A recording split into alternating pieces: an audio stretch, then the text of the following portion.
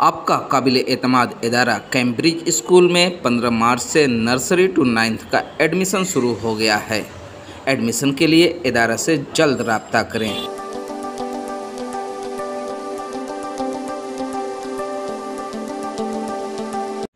नाजरीन, आपका आगमन में खैर मकदम है। मैं हूं नौशाद अंसारी। आदाब नाजरीन, ऑल इंडिया मुस्लिम पसमानदा महाज के कौमी नायब सदर हाजी निसार अहमद साहब के साथ हम आज गुफ्तगू करने के लिए आए हैं। जैसा कि आप जानते हैं, पसमानदा महाज की बुनियाद रखने वाले अली अनवर साहब जो बिहार के मेंबर ऑफ पार्लियामेंट रहे, जिन्होंने पसमानदा की बड़ी लड़ाई लड़ी, और लेकिन आज पसमानदा की लड़ाई किस हद तक पहुंची है, इन सब मुद्दों पे बात करना चाहते हैं।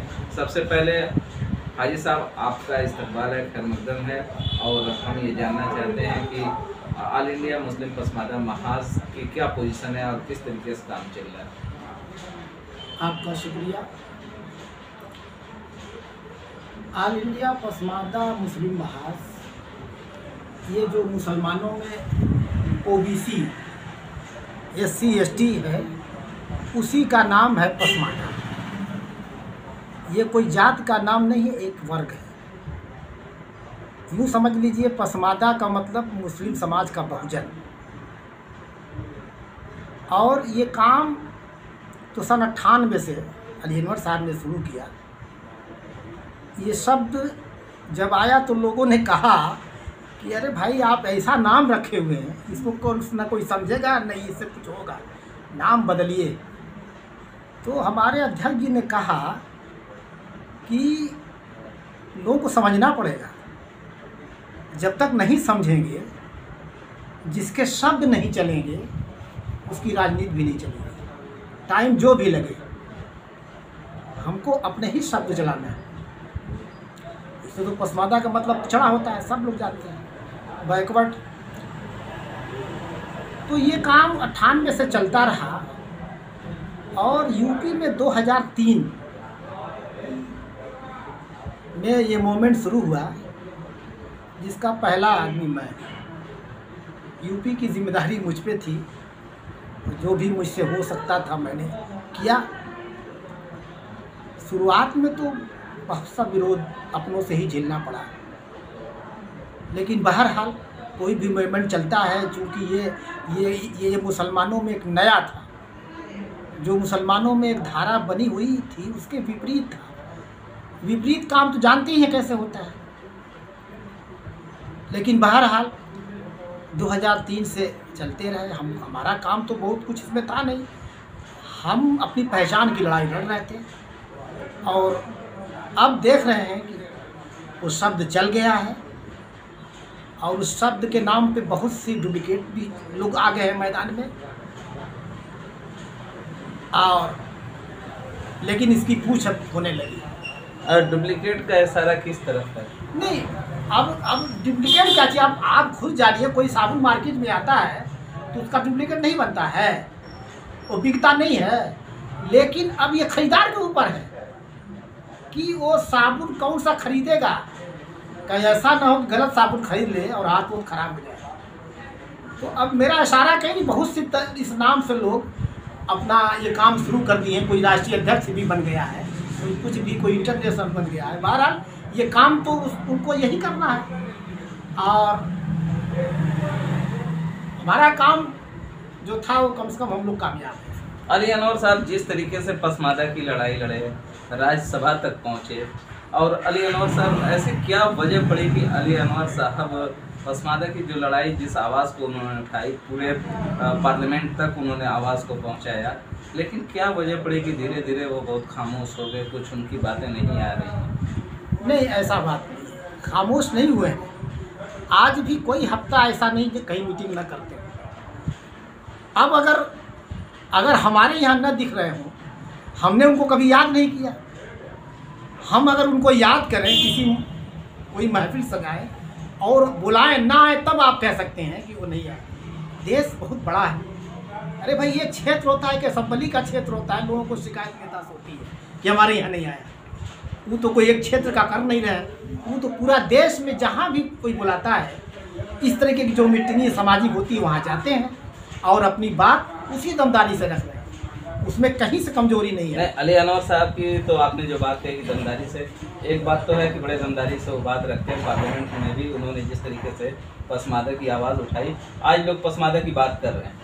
हाँ नहीं, देखिए जब चल जाता है तो लोगों को मजबूरी हो जाती है। हम लोग इसीलिए पहचान कि भाई हमारी पहचान जब तक नहीं बनेगी हमारा काम नहीं बनेगा। नहीं तो मुसलमान के नाम पर, अक़लियत के नाम पर जो भी मराद, जो भी बातें हिस्सेदारी होती थी, जो मुसलमानों में जो ऊपर बढ़ा हुआ तबका है, कुछ लोगों को उसका फ़ायदा मिलता था। हम ये नहीं कहते कि उनको नहीं मिलना चाहिए, हम ये कहते हैं कि मुसलमान के नाम पर सारा उन्हीं को मिलता है, इसलिए हमको अब अलग करना पड़ेगा। अरे भाई ये तबका जो मुसलमानों में 85% है, अब उसकी कहीं पूछ ना हो, और सारे लोगों की पूछ वोट के हिसाब से होती है, हमारी पूछ क्यों नहीं होती है? तब हम लोगों ने समझा कि नहीं नहीं नहीं, नहीं हमको अपना अलग करना पड़ेगा। अरे भाई जब अपना दरवाज़ा अलग करेंगे, कैसे होता है, मऊ में होता कि नहीं होता कि एक भाई, एक घर में दो भाई रहते हैं तो दावत आती है कि आदमी की नाती है। लेकिन एक चीज़ है कि जिस पार्टी पे भरोसा किया लोगों ने, समाजवादी, बहुजन समाज, कांग्रेस, भरोसा किया कि पसमादा को ये हिस्सा देगी, लेकिन उसने हिस्सा नहीं दिया। लेकिन जो अभी बीजेपी जो मुसलमानों की एक तरीके से कहते हैं कि मुखालिफ रही है, लेकिन बीजेपी ने तीन निगम के चेयरमैन बनाए और अब दानिश अली अंसारी को कैबिनेट मिनिस्टर बनाया, तो क्या लगता है कि अंसारी तबके को बीजेपी अपनी तरफ पाले में करना चाहती है? देखिए ऐसा है ना कि पार्टियों को वोट चाहिए। अब सपा असल तो वोटर नहीं कहा है, और वोट जितना वोट इस बार दे दिया उसने, अब तो ऐसा नहीं लगता कि अब उनको उतना मिलेगा। और सपा मजबूरी में वोट लेना चाहती है, कुछ करेगी नहीं, चाहे स्टेज से लोगों को उतार देना हो, नाम नहीं लेना हो, मऊ जगह ऐसी जगह पे आकर जो पसमादा का बुनकरी पेशे से लगा हुआ है उसका नाम तक नहीं, तो ये हैरत की बात है। और इतना बड़ा वोट मुसलमान, अगर 20% मुसलमान है तो उसमें 16% जो पसमादा है, उन तबकों की बात न हो, फिर भी हम लोगों ने वोट दिया। लेकिन अब इसको बीजेपी ने पकड़ लिया।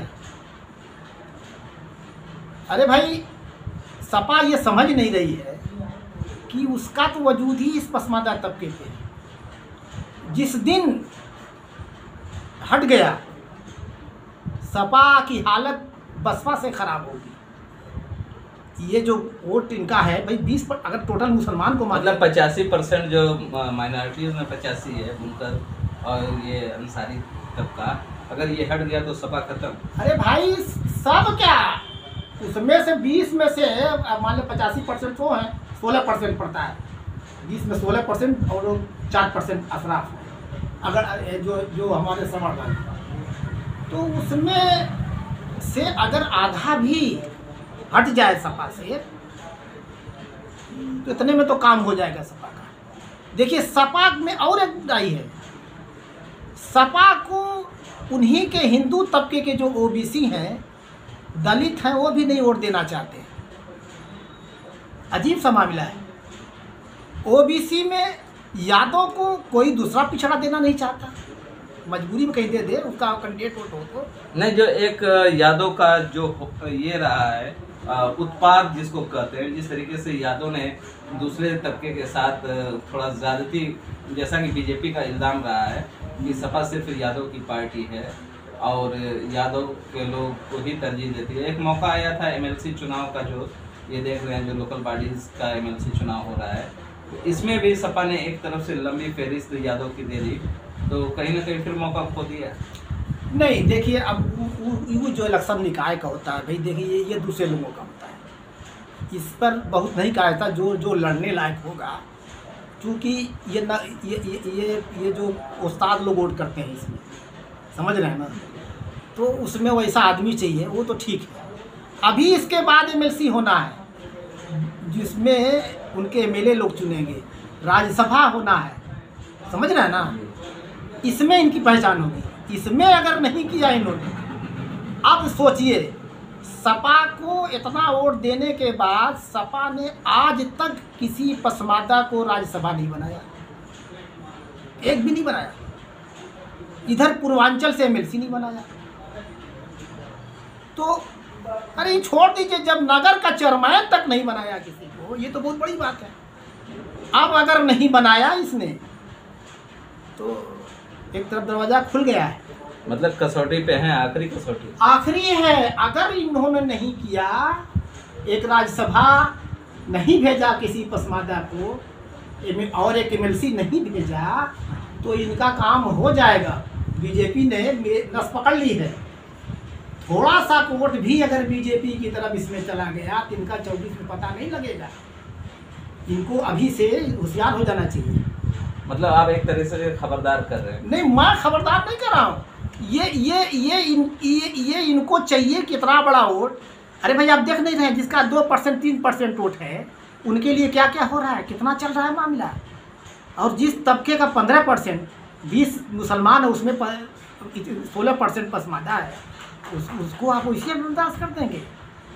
और जिस पर जो आपका मेन वोट है, अरे भाई ये पसमादा तो अपने ही भाई को वोट नहीं देता, दूसरी पार्टी का रहता तो मतलब गैर मुस्लिम को दे देता है। इतना पक्का वोट है।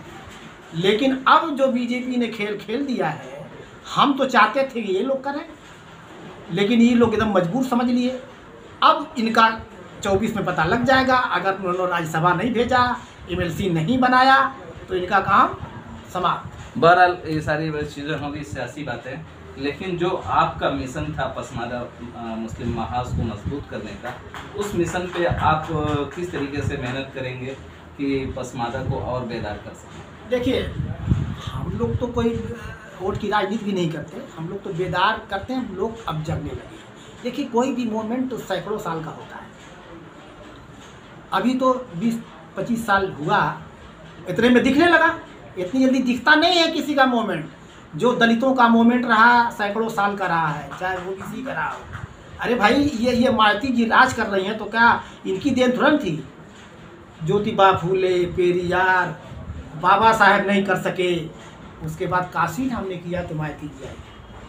और इन लोगों का जो ओबीसी का है, लोहिया पता नहीं कौन को लोग किए, उसके बाद मुलायम सिंह उसमें आए, मुलायम सिंह आए, लालू आए, क्या क्या। तो ये अब बात चल गई है। अब देख लिया है कि जो है ये इतना बड़ा तबका है, इसको नजरअंदाज कोई पार्टी वोट दे रहे कर रही है, तो बीजेपी ने गेम खेला है। अब नहीं करेगा तो वही करेगा। कहा ना कि 2-4% इसमें से लेकर चली जाएगी बीजेपी ने, तो नहीं में सपा का काम खत्म हो जाएगा। बहुत बहुत शुक्रिया हाजी साहब। तो जैसा कि नाज़रीन आप देख रहे थे, हाजी साहब ने जिस तरीके की बात कही कि अगर सपा ने होश के नाखून अभी नहीं लिए, तो आने वाले दिनों में सपा का अंजाम अच्छा होने वाला नहीं है। और जिस वोट की बुनियाद पर सपा हमेशा इक़्तिदार में आई है, उसको नज़रअंदाज करके सपा कामयाब नहीं हो सकती। बहरहाल इनका मिशन है कि पसमादा मुस्लिम महाज की जो आवाज़ को बुलंद किए हैं, उस आवाज़ को एक एक तक पहुंचाने के लिए आगे मेहनत करेंगे। नाज़रीन, हम आपको इसी तरीके से आगे भी अपडेट देते रहेंगे। तब तक हम आपसे इजाज़त चाहते हैं। अल्लाह हाफ़िज़।